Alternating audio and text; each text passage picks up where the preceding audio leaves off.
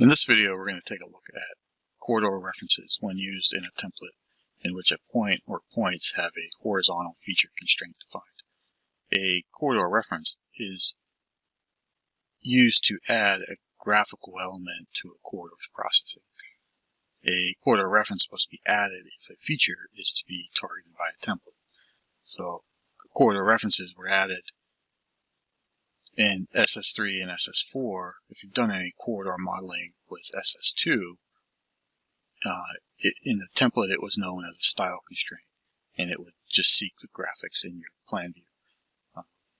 So that it's going to be the same concept, but a slightly different workflow. So let's take a look at our example here, and we're using State Route 185, which runs from north to south, and we're at the St. Peter Road intersection, which is stationing it here is running from east to west. And I'm mentioning the direction here just for when you're looking at our template here. So if I look at my 3D model and look at my references here, when I turn off the St. Peter Road corridor, you'll notice the grading through the intersection still exists, and we want to remove that. So let's turn that back on. And there's a couple of different ways we can do it, but we're going to look at using the horizontal feature constraint with a corridor reference. So when I look at my template library for State Route 185, I have these points that are right up here above my center line. And there are several of them for an intersection or a drive, and there are some for each side, left or right. So we're going to be looking at the left side. And if I take a look at this point, you'll notice two different things here that we could use to remove this grading. So the first one could be if we wanted to use a parametric constraint with this label. And what this means is if we set the value at the parametric constraint from station X to station Y, and we used any value other than 0, it would remove the shoulder and grading here. The second way that we're going to look at is going to be used with a horizontal feature constraint. And in the same fashion, we're going to define the value for the horizontal offset of this feature line to be something other than 0. So when we look at the horizontal feature constraint, it's already toggled on in this example, and then we have it is defined to be the modeling proposed intersection match line feature. When you look at the drive point, it also uses a different feature called drive match line. So we also have a range here which is set to -100. So it's going to look from the center line 100 feet to the left. If we draw a feature constraint, anything beyond 100 feet, that will not solve. And then your shoulder and grading would still exist. So we'll take a look. Now, just to give you an example of what's going to happen if you're not familiar with these yet, if I test the horizontal point control for this left intersection point, and I move it to the right side of my center line, nothing really happens. But as soon as I move it to the left, my shoulder and my grading disappear. And that can be any value we want. So if we used a parametric constraint, we could assign any value to it. Most of the time you would just say -1. Or if you run the right side, if we test this one, we would probably just say 1. If we're going to use the horizontal feature constraint with a corridor reference, we'll need to make sure that that line or that feature is drawn within that 100-foot range that is defined in there. Okay, so now let's take a look in our plan view. I'm going to use my feature definition toggle bar and go to my linear features, and under modeling, template points, and miscellaneous, I'm going to set my feature definition to intersection match line. And then I'm going to go, I also want to make sure that this is toggled on to use the active feature. And then I'm going to go to my geometry tab and use the single offset partial command. One thing to point out too is when we use this, our feature definition toggle bar, we want to make sure that the toggle for persist snaps is turned off. If that's turned on when you place this element, chances are it may not work for you. Okay, so using single offset partial, I'm going to select my center line, and what I want to do is I can pick any point here for my offset, or I can enter in any value. Like I said, it needs to be within 100 feet, so let's just say I want to place it at 50 feet left. Now it's going to ask me to find my start point, so I'm going to snap to the beginning of the radius return on the north end, and then I'm going to snap to the end of the radius return on the south end, and then a data point to accept. And I do not want to mirror it. So nothing happens here, and what I'll do is turn off the St. Peter Road corridor for a moment. Now, when I come back into my corridor tab, and I go to Corridor References menu, and I click on Add Corridor Reference,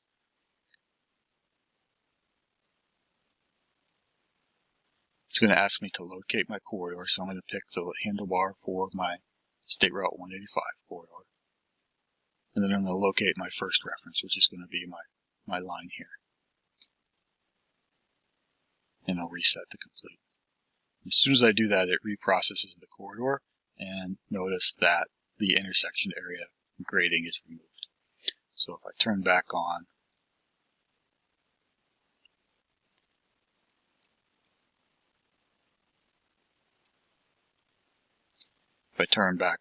the St. Peter Road corridor, now you see that the grading has been removed through the intersection.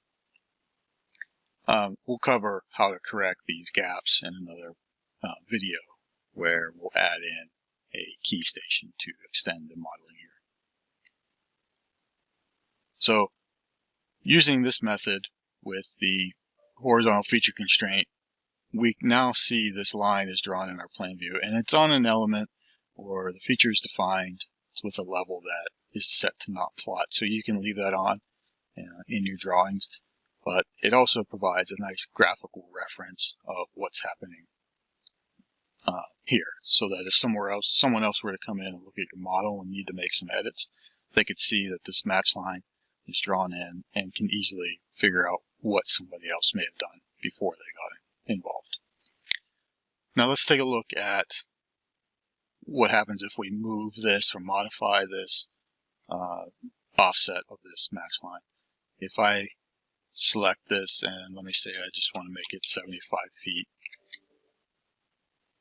nothing happens to my grading, so because I'm still within that 100-foot range. If I pick it up and I move it and I just data point, again, I'm still within my 100 feet, but as soon as I move it beyond that,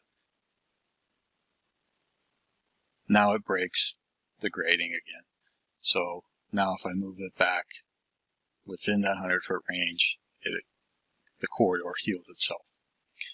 Same thing can happen if I move it to the opposite side of my center line. Now it can no longer, it actually removed the grading on the right side, because it's the same feature definition as defined on the point to the right.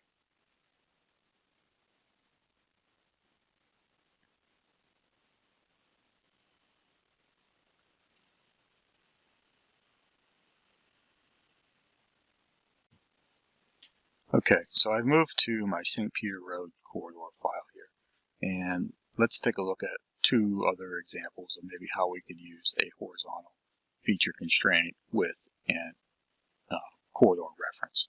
So on the right side here, let's say I want to move this ditch around some other constraint, utility, some other feature that might be in the way. We're going to draw a ditch line out here around that, and then on the left side, we're going to show how to move the edge of pavement line. Maybe we just want to widen out to add a turn lane, or we're going to match some other existing pavement, or whatever the case might be. So let's first look at our template. So when we go to corridors, we'll look at our template library. We need to make sure we define what we want to do with our points here. So on the right side, when I look at my inside ditch point, I want to toggle on my horizontal feature constraint. And for the ditch line, for this example, I'm going to use the drainage feature for a proposed ditch line. And I can set my range here. That'll just give me a value of how far one way or the other that I want it to look. I can also just leave it to 0, and it should find it on either side of the center line. So you need to be careful if you have the same feature drawn on the right side that we don't duplicate how it's looking. So I'll hit apply here, and then I'm going to change, and now I'm going to look at point for the left edge of pavement. Now in this case, I'm going to toggle on my horizontal feature constraint, but I want to show, just as an example again, what I probably would want to do in both cases here is use from the modeling template points scratch folder. I would probably want to use a scratch feature to do this. So I apply that, and again I left my range at 0. Hit close, and save my template. Now that I've made those changes to my template, what I want to do is also make sure that I synchronize my corridor to the template. And now I'm going to use my feature definition toggle bar to set the feature that I want to use for my ditch line. So I'm going to go to drainage and propose ditch line. Now I'm just going to draw some geometry in here to kind of demonstrate how I might want to move this ditch line horizontally around some other feature.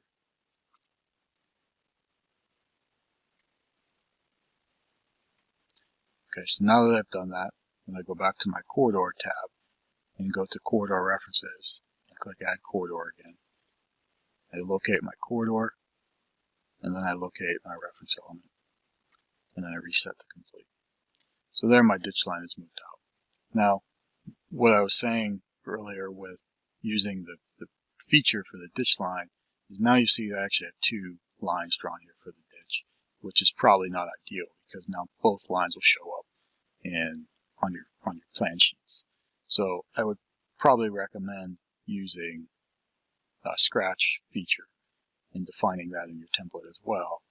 That way those elements will not plot.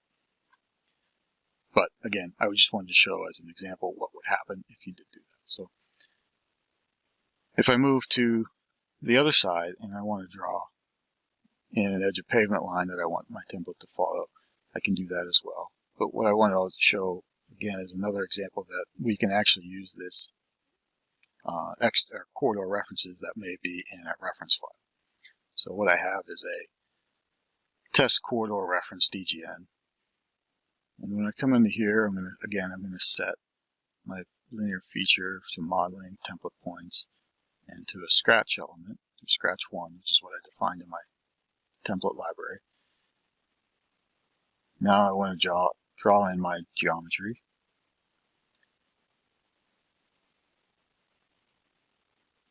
And just do something like this. And then I'll go back to my corridor file. So I already had that file referenced, as you can see it. This line already showed up. Now what I can do is add this as my corridor reference. So again, locate my corridor and select my reference element. And then reset to complete. And there our edge of pavement line is moved. Now we can take a look at our corridor objects, and we'll locate our corridor. And the corridor objects dialog box pretty much tells us everything we want to know about our corridor. So if we come down and look at external reference, you'll see that we have a ditch line shown here, and we have our scratch element shown for our edge of pavement line. We can delete these references here, if we wanted to, but the element will still stay drawn in the file. So we could delete the reference if we want, but this element would still be drawn, or this feature would still be drawn in our file. If I were to delete using the MicroStation delete command and delete it from the file, it would be deleted from both the element from the file, the DGN file would be removed, as well as the corridor reference or the external reference. Now, if one thing you need to be cautious of, especially if you have multiple people working on a project, is that if you use a reference from another file, if someone were to not really know what that line may have meant or known that it was referenced somewhere else, and this line was removed or deleted, and I go back to my corridor, nothing is quite changed just yet, but if I make any other changes to this that cause this corridor to reprocess, it will revert back to the normal lane width from our template. And if I were to delete this ditch line on the other side, it would immediately reprocess the corridor. So you'll immediately see that change, but if it's in a reference file, the corridor needs to be reprocessed somehow, either by a change or by forcing it to process again. So in these couple examples, I used corridor references to seek a horizontal feature from our templates. You also need to use or add corridor references if you're going to be using point controls or target aliasing.